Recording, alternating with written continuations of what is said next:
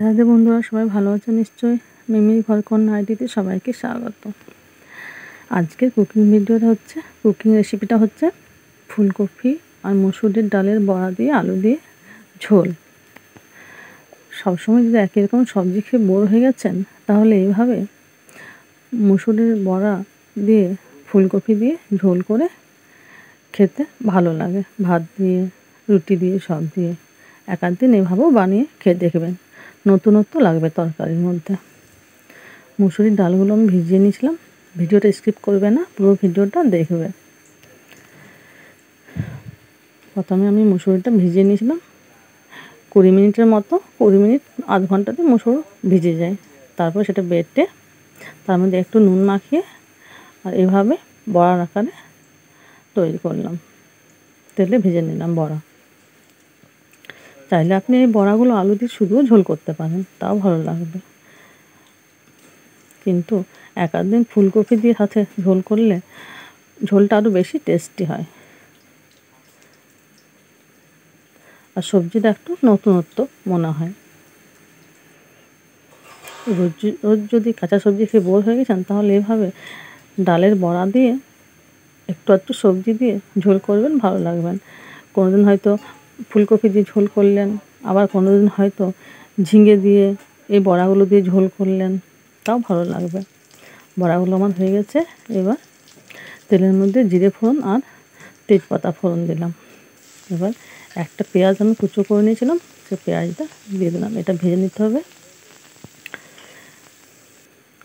এবার সেদ্ধ করে রাখা আলু আর ফুলকপিটা আমি দিয়ে দিলাম। এটা খুব বেশি আমি সেদ্ধ করিনি, একটু ভাপিয়ে নিয়েছিলাম, তাহলে রান্না করতে বেশি টাইম লাগে না এটা। এবার পরিমাণ মতো নুন আর হলুদ দিতে হবে, দিয়ে দিলাম। এই সবজির জন্য আমি মশলা নিয়েছি আদা, রসুন, লঙ্কা, গোটা জিরে, গোটা ধনে, গোলকি আমি শিলনোড়ায় বেটে নিয়েছি। যে কোনো সবজি আপনি শিলনোড়ায় বেটে মশলা দেবেন, তাহলে সবজিটা আরও বেশি টেস্ট হয় খেতে, মিক্সারের মশলার চেয়ে। এটা আমার ভাজা হয়ে গেছে ফুলকপি আলুটা। এবার এর মধ্যে আমি মশলাটা দিয়ে দেবো।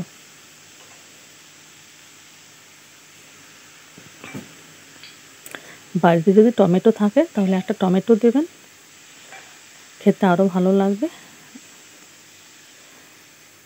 যেদিন আমি সবজিটা বানাই সেদিন টমেটো ছিল না, তাই দেওয়া হয়নি।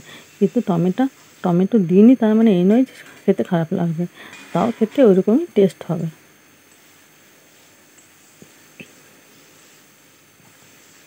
আসলে সবসময় তো সব জিনিসটা আনা থাকে না। আমরা মেয়েরা একটা আধটা যদি কমই থাকে কোনো রকম মশলা, আমরা কিন্তু তাও টেস্টি বানিয়ে ফেলি। এবার বড়াগুলো দিয়ে দিলাম।